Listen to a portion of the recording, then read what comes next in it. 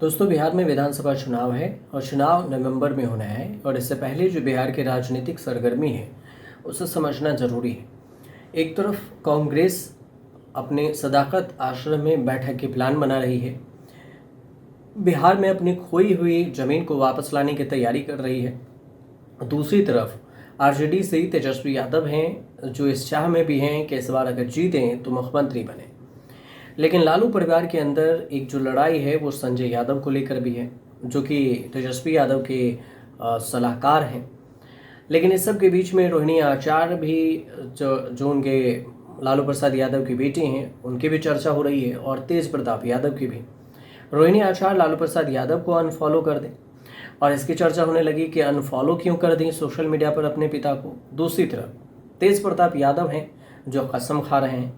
लेकिन इस पूरी कहानी को समझने से पहले तेजस्वी यादव जो बिहार में वोट अधिकार के जो यात्रा कर रहे हैं उसमें उनकी भीड़ को लेकर चर्चा है कि तेजस्वी यादव की रैली में इतनी सारी भीड़ आ रही है जिसको लेकर शायद एनडीए हैरान हो। अब हैरान हो या नहीं, लेकिन चर्चा जरूर हो रही है कि तेजस्वी यादव की रैली में जिस हिसाब से भीड़ आ रही है तो क्या एक बार एंटी इनकम्बेंसी बिहार में देखने को मिल रहा है।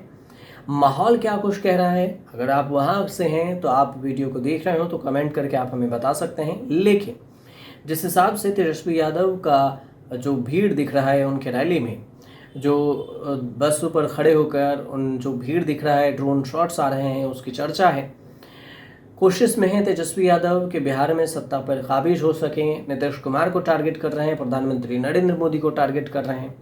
विपक्ष के नाते वाजिब भी है टारगेट करना सत्ता पक्ष को, लेकिन इस सब बीच में ये टारगेट करना कितना फ़ायदेमंद होगा ये तो विधानसभा चुनाव के बाद ही परिणाम आएगा, तब पता चलेगा। लेकिन एक तरफ कांग्रेस भी है, और कांग्रेस की बात करें तो 24 सितंबर को CWC की बैठक सदाकत आश्रम पटना में करने जा रही है। कृष्णा अल्लावरू हैं जो कांग्रेस के प्रभारी हैं बिहार के। उनका कहना हुआ कि हम जो भी समीकरण होगा और बिहार में जो प्रधानमंत्री मोदी के 11 साल की बेरोजगारी है, भ्रष्टाचार है, हाँ, उन सब पर बातचीत होगी और उस सब के खिलाफ एक स्ट्रेटजी तैयार किया जाएगा कि जो एनडीए की सरकार है बिहार में उसमें क्या कुछ हुआ इतने दिन में, भ्रष्टाचार बढ़े, बेरोजगारी बढ़ा, महंगाई बढ़ा, इन सारी चीज़ों पर बातचीत होगी। एक तरफ से इंडिया गठबंधन पूरी तरह से तैयार है कि एनडीए को कैसे पस्त किया जाए। लेकिन सबसे जो दिलचस्प कहानी सामने आ रही है वो है तेजस्वी यादव के भाई, बड़े भाई तेज प्रताप यादव को लेकर। तेज प्रताप यादव को लेकर इसलिए चर्चा है क्योंकि तेज प्रताप यादव को पार्टी से बर्खास्त किया गया, सस्पेंड किया गया, निकाल दिया गया। और इस बीच में वो भी एक रैली कर रहे हैं, वो भी चुनावी सभा कर रहे हैं, और चुनावी सभा करते हुए लोगों के बीच में संबोधन कर रहे हैं।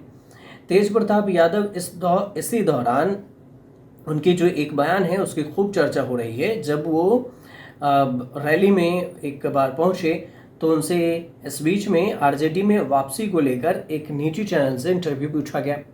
इस इंटरव्यू में पूछा गया कि क्या आप आरजेडी में वापसी कर सकते हैं, तो जवाब दिया उन्होंने कि अब हम आरजेडी में कभी नहीं जाना चाहेंगे।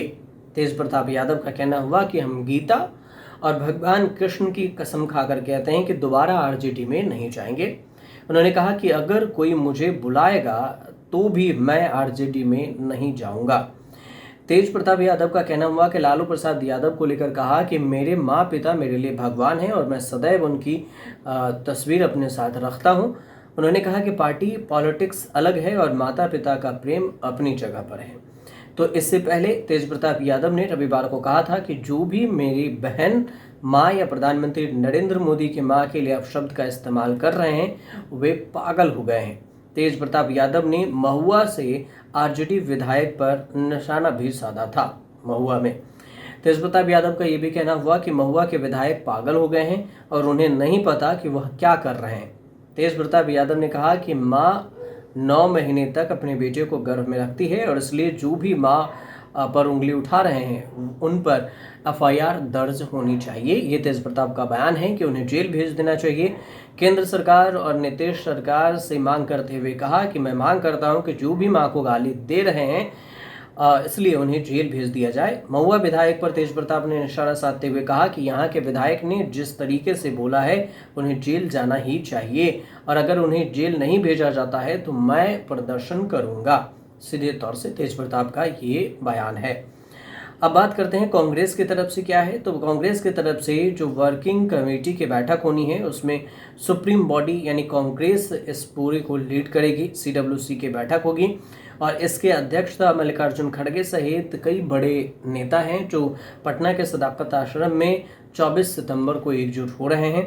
कृष्णा अल्लबरू का इस पर कहना ये हुआ कि देश में आज सबसे महत्वपूर्ण मुद्दा है बेरोजगारी, महंगाई और बढ़ता हुआ अपराध।